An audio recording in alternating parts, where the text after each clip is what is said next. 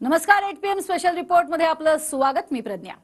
कुणाचा पिक्चर चालणार, कुणाचा पोपट मरणार, यानंतर आता थुंकण्यावरनं महाराष्ट्रात राजकीय वाद सुरू झालाय. संजय शिरसाटांनंतर श्रीकांत शिंदेंवरच्या प्रश्नाला उत्तर देत असताना राऊतांनी आधी थुंकलं आणि त्यानंतर प्रतिक्रिया दिली. त्यावरून शिंदे गटानं राऊतांच्या अटकेची मागणी केली आहे. पाहूयात हा रिपोर्ट. संजय राऊतांचा असा भांडाफोड करणार आहे की ते परत बोलणार नाहीत. कोण? संजय शिरसाट. माहित नाही मला.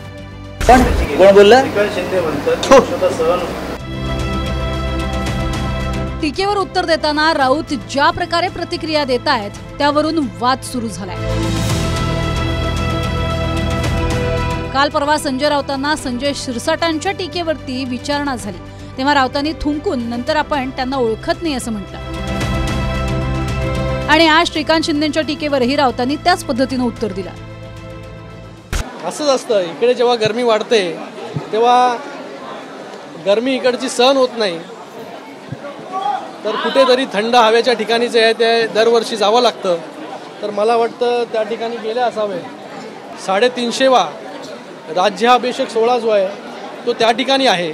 पण ज्यांच्या नावावरती इतके वर्ष राजकारण केलं, मतं मागितली, त्या राज्याभिषेकाला आले तर बरे. तिकडच्या राजाचा राज्याभिषेक झालेला आहे. मला वाटतं त्या ठिकाणी त्यांना तरी भेटायला, म्हणजे प्रिन्स चार्ल्स यांना भेटायला तरी गेले नसावेत. बरोबर ना मस्के साहेब?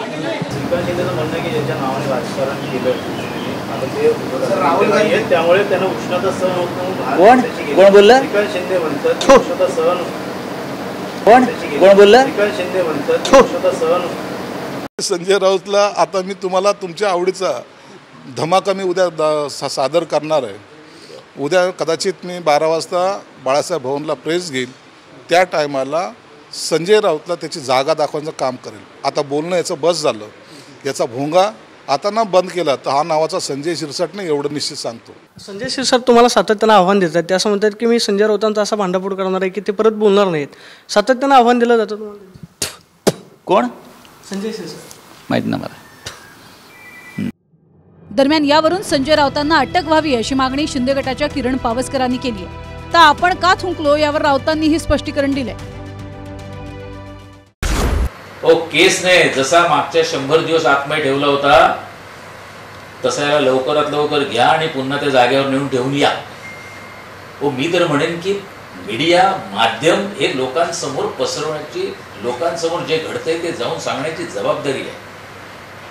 लोकशाही मधला हे महत्वाचा स्तंभ आहे आणि या स्तंभावर जर अशा गोष्टी होत असतील तर तातडीने त्याची कारवाई झाली पाहिजे आणि या माणसाला अटक झाली पाहिजे. मी कुठे गावलो? माझ्या जिभेला थोडा त्रास आहे. त्या दात जिभेला लागतो. ऑपरेशन झालं आहे थोडंसं तिथे. त्याच्यामुळे ते बोलता बोलता थोडा हे झालं की मला ते हे करावं लागतं. त्याच्यामध्ये ते थोडंसं मला बाजूला जाऊन थोडं थुंकावं लागतं. त्याचा तुम्ही वेगळा अर्थ काढताय. पण एक आहे, जर मी त्यांचा थुंकलो नसलो तरी जनता त्यांचा थुंकते मात्र खरं. संजय शिरसाटांना विचारलेल्या प्रश्नावर राऊतांनी जी प्रतिक्रिया दिली त्यावर तर अॅट्रॉसिटीज दाखल व्हावी अशी मागणी नितेश राणे यांनी केली आहे. जो लोकप्रतिनिधी लोकांमध्ये निवडून येतात असे संजय शिरसाटांच्या नावावर थुकलेला आहे. माझ्या माहितीप्रमाणे संजय शिरसाटजी हे नवबुद्ध दलित समाजातून येतात. म्हणजे त्यांनी दलित समाजाचे पण काल अपमान केलेला आहे.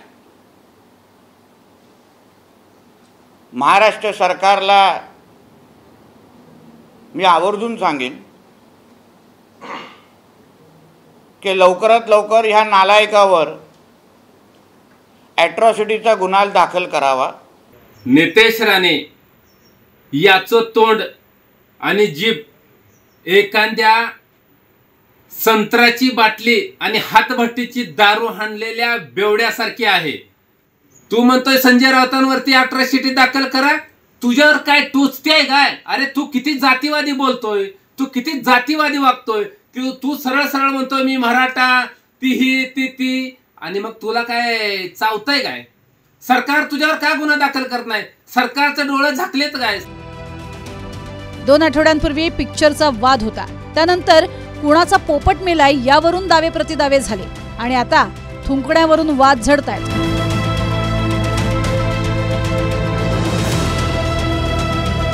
Bureau report, TV9 Marathi.